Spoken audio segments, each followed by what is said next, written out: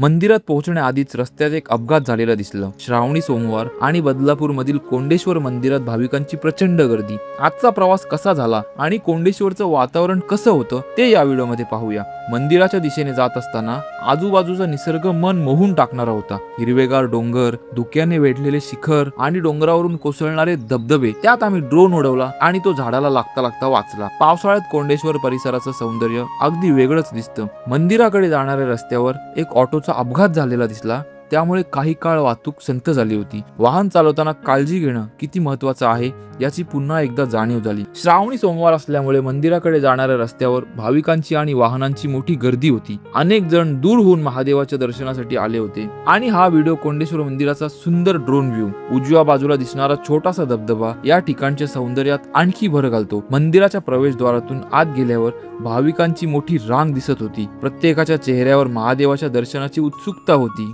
एक छोटंसं दृश्य माझ्या मनाला खूप भावलं. एक छोटी मुलगी नंदी महाराजांच्या चरणी नमस्कार करून त्यांच्या कानात काहीतरी सांगत होती. अशी श्रद्धा आणि निरागसता पाहून मन प्रसन्न झालं.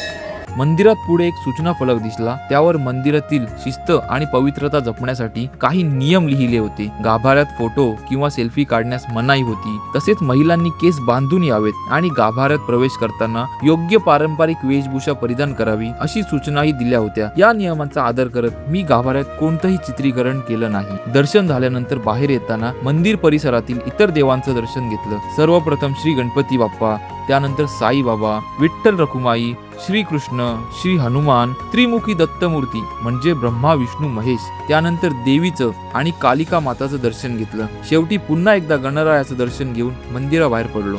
मित्रांनो, आपण कोंडेश्वरला आलो, पण इथे एवढी गर्दी आहे ना. आपण खूप जणांचे व्हिडिओ काढलेत, खूप जणांनी आपल्या यूट्यूब चॅनलचा आयडी पण घेतलाय. सबस्क्रायबर वाढणार फ्रीचे 4-5. श्रावणी सोमवारच्या दिवशी कोंडेश्वर मंदिरातलं वातावरण, भाविकांची श्रद्धा आणि आजूबाजूचा निसर्ग हा अनुभव खरोखरच अविस्मरणीय होता. जर हा व्हिडिओ तुम्हाला आवडला असेल तर लाईक करा, तुमचा अनुभव कमेंट मध्ये नक्की सांगा आणि अशाच बदलापूर मधील नवीन ठिकाणांसाठी चॅनलला सबस्क्राईब करायला विसरू नका. हर हर महादेव. तर मित्रांनो, कशी वाटली व्हिडिओ? पहिला श्रावणी सोमवारसाठी आपण कोंडेश्वर मंदिरामध्ये आलो होतो आणि खूप जास्त गर्दी होती. तरी पण आपल्याला दर्शन झालंय मस्तपैकी. आतमध्ये व्हिडिओ करण्यासाठी अलाउड नाही, बाहेर बोर्ड लावलाय, तर मी व्हिडिओ नाही काढली.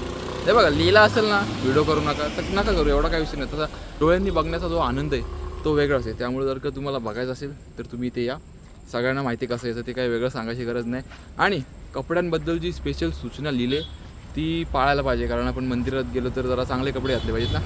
तर चला, आपण भेटू उद्याच्या व्हिडिओमध्ये. कारण मी एक डेली ब्लॉगर हिंदी मराठी मिक्समध्ये व्हिडिओ बनवत असतो आणि रोज संध्याकाळी 6 वाजता आपले व्हिडिओ येत असतात यूट्यूब चॅनलवर राज कसं बरोबर. व्हिडिओ आवडले असेल तर व्हिडिओला लाईक करून चॅनलला सबस्क्राईब करा. आपण भेटू उद्याच्या व्हिडिओमध्ये.